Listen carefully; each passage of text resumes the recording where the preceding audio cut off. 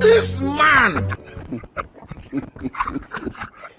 Katuni, kile cha kufanya ushusha msibani na ndiko nini kiasi hicho. Yaani shida yake nini?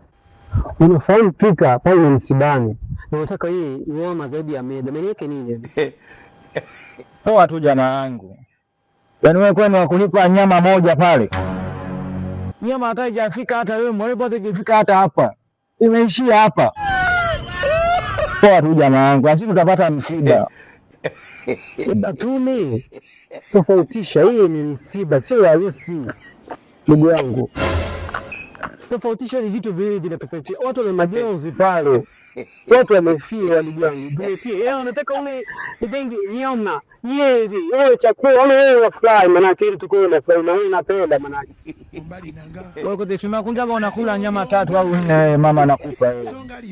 Wewe ngoja sitapata msiba. Uli. Na ukila zao utakula hali na mlenda. Ngoja. Wewe ngoja.